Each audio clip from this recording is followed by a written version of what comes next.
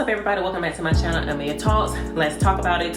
If you're new to my channel, welcome to my channel. My name is Amelia, and I talk about everything. I talk about being in the army. I talk about makeup. I talk about pretty much everything. In the beginning, when I started my YouTube channel, I was only really talking about sneakers, but I have so much that I wanted to share with you guys, and so that's pretty much why my channel is called Amelia Talks.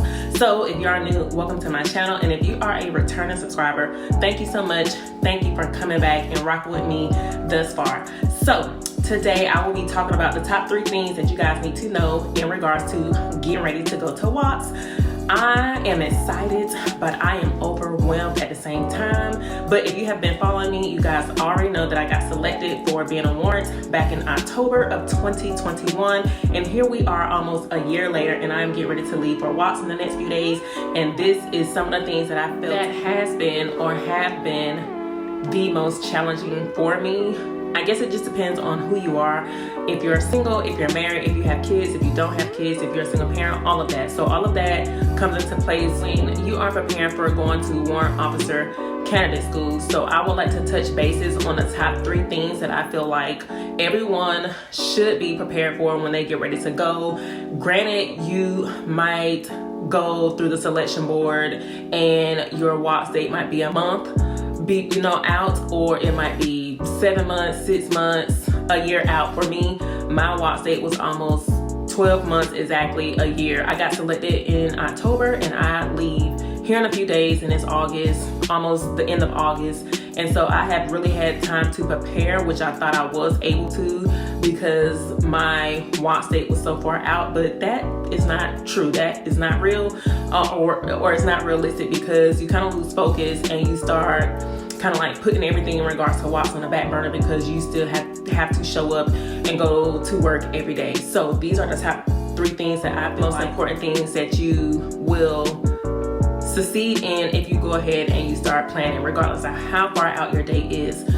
So I know this is not, like I'm not breaking any rules, or this is something that I cannot hide based off of whatever the case may be, because a lot of people will say, oh, if you're getting ready to be a warrant, you're about to go to WOCS, you're not supposed to talk about this, you're not supposed to do this, you're not supposed to discuss this.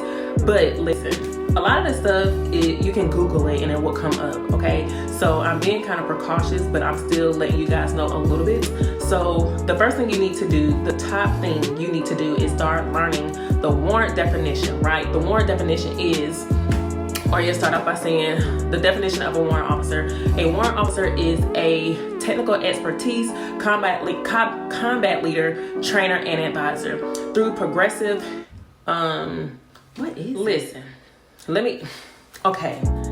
definition of the U.S. Army warrant officer. The Army warrant officer is a technical expert, combat leader, trainer, and advisor through progressive levels of expertise in assignments, training, and education. The Army warrant officer administers, manages, maintains, operates, and integrates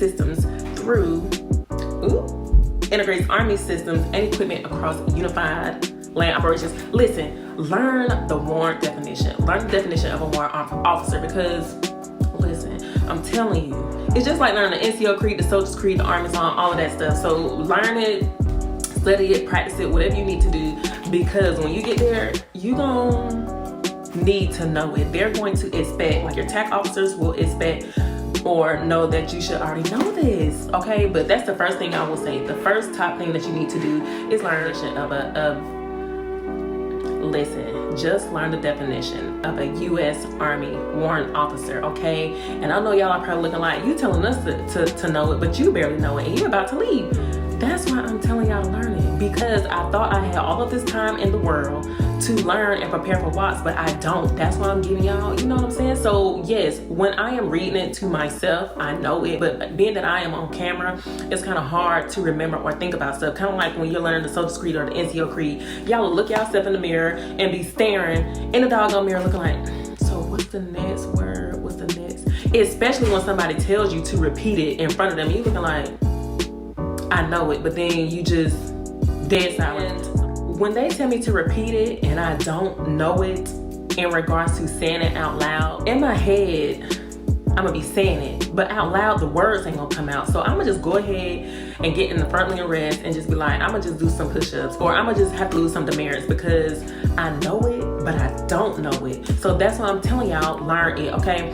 So moving along, because the first thing you need to do is learn the definition of a warrant officer. The second thing you need to do is start brushing up on land nav. If you do not know anything about land nav, you need to reach out to whoever you can reach out across your posts, just anybody in your unit, brigade, whatever it is that you know on Facebook or through Facebook, or like another unit. You might research somebody on YouTube and you might find some links in regards to land nav or whatever the case may be. However you feel like you need to brush up on land nav, even if you already know it and you think you're good, still brush up on it. I went out and did some land nav training on, I think it was Tuesday or maybe Wednesday, and I was out there on the lane for 3.5, almost 4 hours. And the reason why it was like 3.5, because you're allocated 3 hours to find at least 3 points out of 4. And being that it took so long for me to finish my land nav trainings because I had to brush up on it, so we had to go through everything, and I think I did pretty good. But I'm gonna give y'all some notes because I took notes in regards to what you need to do when you are going through land nav, so this can help you guys in the long run. First of all, when you go, don't take a big green book like this. Take one of those small green notepads. That way, when you are writing your notes down, when you get ready to go out to do your land nav, everything will be all on one page. So you see how I have notes on this page, notes on that page. I was flipping back and forth, and I felt like it was an inconvenience versus if you have everything written on one little sheet, make everything fit. That way you won't have to be flipping back and forth. And then also make sure you take document protectors, or make sure you take a Ziploc bag, something that can protect your map, just in case it rains, just in case the humidity or whatever get, to your map. It might damage your map. You might not be able to see the markings or whatever the case because your map is wet. So try to protect your map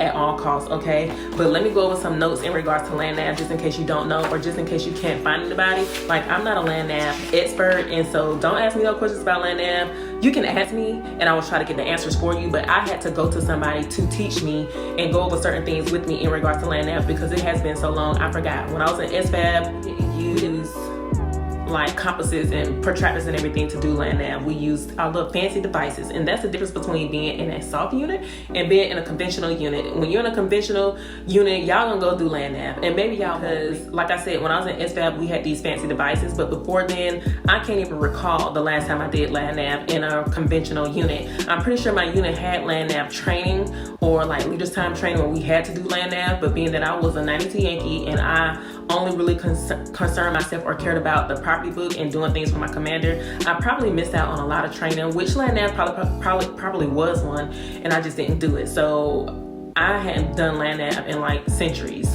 based off me getting ready to go to WOCS and needing to learn it. But here go some notes because I'm getting kind of like off track. So the first thing you need to remember when you are doing land nav is don't dead reckoning. Don't dead reckoning. And dead reckoning basically means like let's just say you have point 1 and you're trying to get to point 2 and you see a path and you want to take that path straight through. Don't do that, because if you do, which is considered dead reckoning, you might have to go through a pond, a lake, trees, bushes, all of that stuff. So instead of dead reckoning, find a route that has like intersections or whatever the case may be. Don't dead reckoning. I was just taught that from the very beginning. That's something that you just never would do.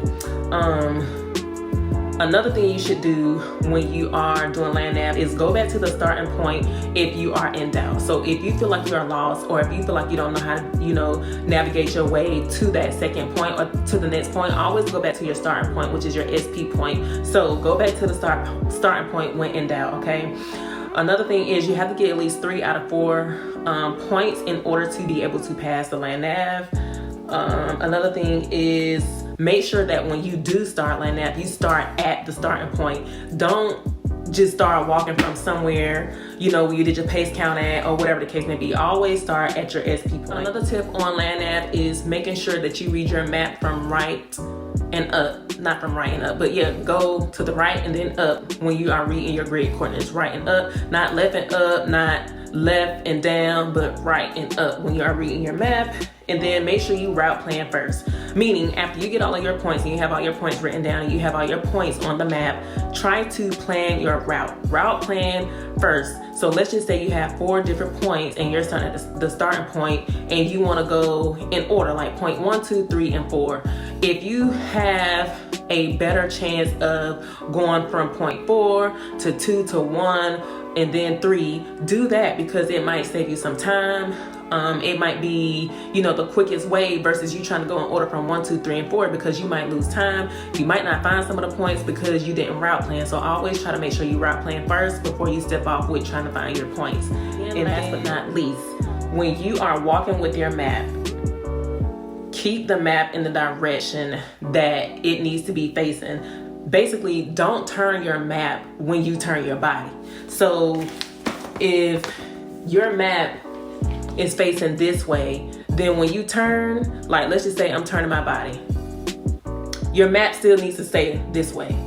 Let me just get up and show y'all. Yeah, so I had to get up and show y'all, and I felt like that was a bit hilarious. Like, I'm laughing on the inside because I felt like that was like a funny moment. But anyway, if your map is facing this way, right, when you turn, it needs to stay this way, okay?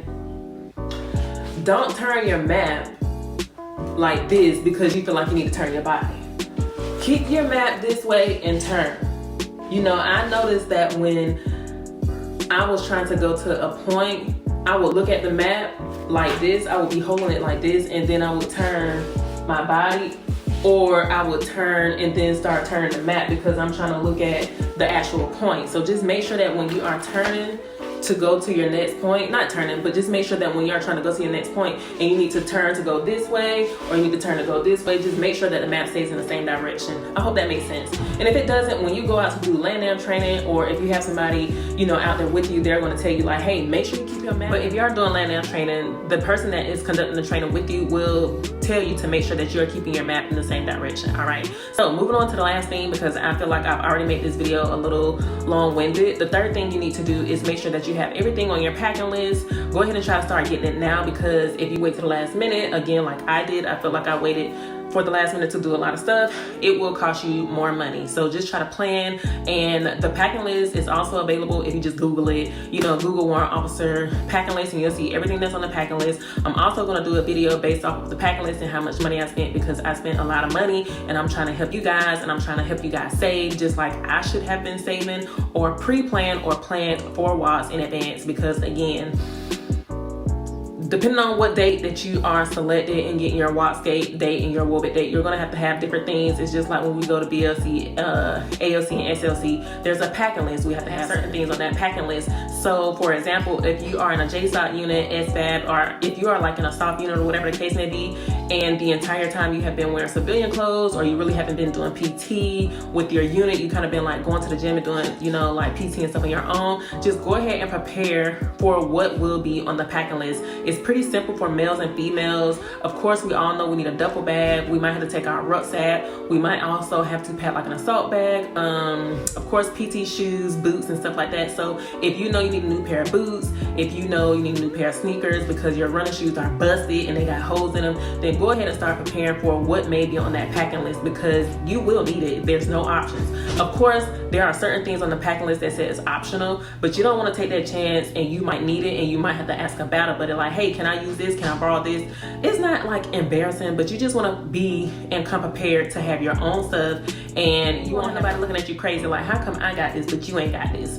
So that was the last and third thing that I wanted to talk about in regards to this video. So the first thing, because I'm gonna go back in order, the first thing is learning the definition of a warrant officer. The second thing is brushing up on land nav, and the third thing is making sure that once you get your packing list, you start preparing and buying certain things for your packing list. If you already know you've been selected for warrant officer and you know you're going to WOCS, even if you have a school date or don't have a school date, just go ahead and look up the packing list for WOCS. There's a packing list for males and females, and then you can go ahead and start planning some of the things that you need to get. Also, if I feel like, should I go over certain things in regards to females and males? Maybe I'll say that for a different video. But as y'all can see, my nails usually are way longer than this. And in this video, they are, because guess what? I'm gonna save that for another video. But if you guys have any questions or concerns or comments in regards, or if you feel like there are certain things that I should have discussed in this video, then please let me know. But again, there's certain things that we just cannot talk about in regards to going WOCS, because it's just like a secret until you actually graduate. And even when you do graduate, you still aren't supposed to talk about it. So I feel like the things that I just talked about, which is the definition, land nav, and the packing list, again, this stuff is pretty, you know, self-explanatory when you are going, because it is on Google, okay? But if there's anything else that you can Google, then by all means, go ahead. Again, I will be doing another video on the packing list.